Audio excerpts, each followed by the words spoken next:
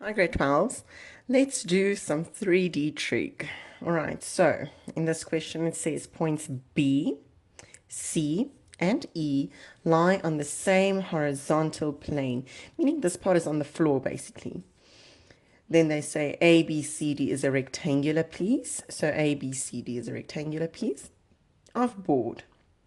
Then they say CDE is a triangular piece of board having a right angle at C.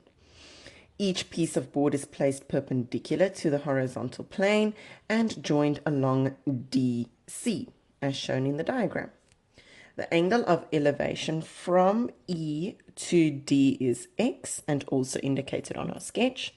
And then they say BEC is 2X, also luckily indicated on our sketch there. Then they say EBC, so this angle formed here is equals to 30 degrees. Now our question says, show that CE is equals to BC over 2 sine 2x. So they are focusing here on finding CE. So now we have to go check which triangle, because we have two adjacent triangles, triangle DCE and also triangle BCE, that are adjacent by line CE. So between these two triangles, which one has the most information?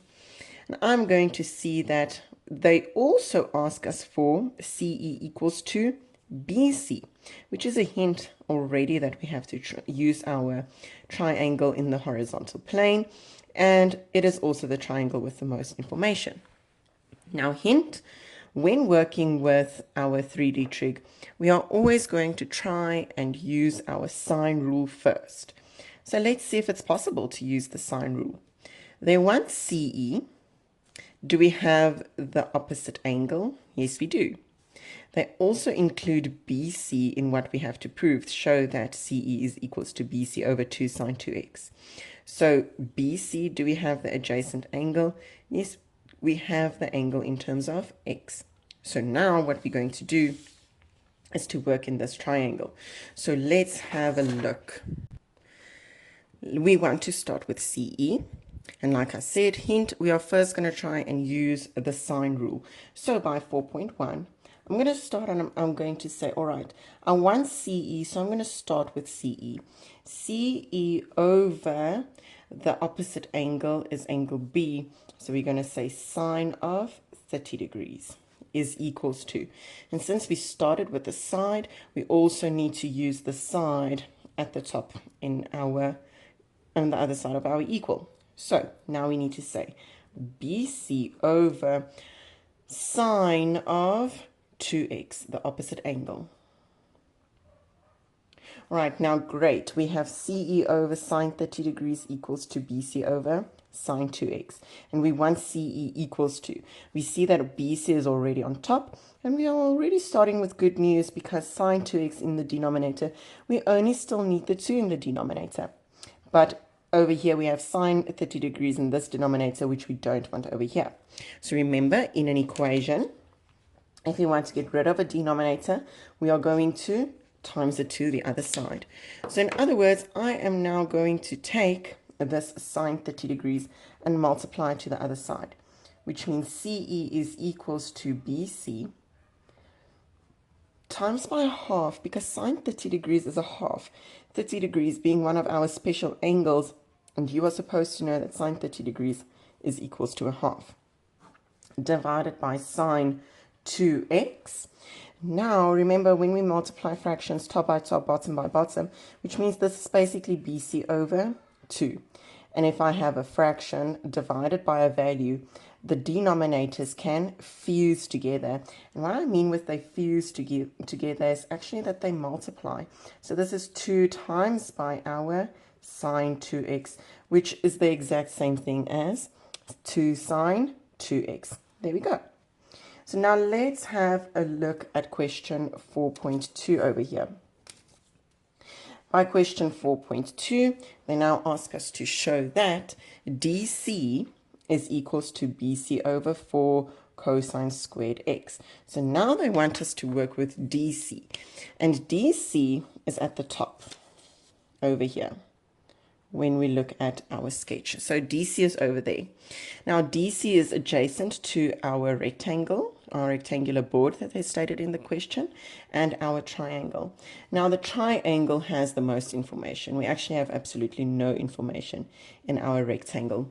So in this triangle, do you see that we have just now calculated the value of CE in terms of sine x, and we can rewrite this as BC over 2 sine 2x over there. Now we can go to our question and see, all right, but we have an x. They want the opposite side. We have the value of the adjacent side, which means that we can now use tan x equals to our opposite side over our adjacent side, right there. Now let's have a look. The previous question, we got a value for CE. And you guys see that we have CE over here. So what we can do now is to also make CE the subject of our equation.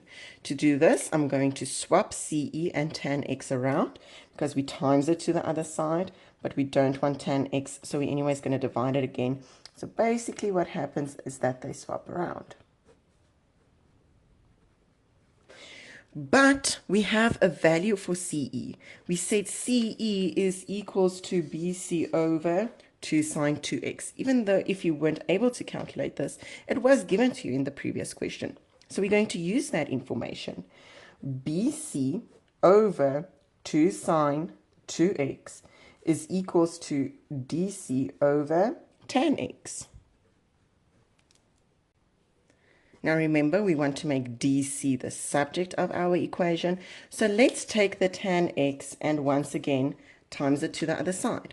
But don't forget your trig identity that says tan x is equals to sine x over cosine x, which now multiplies with BC over 2 sine 2x. And that's equals to DC. All right, now let's have a look. If we simplify this, sine x over cosine equals to BC over 2 sine 2x.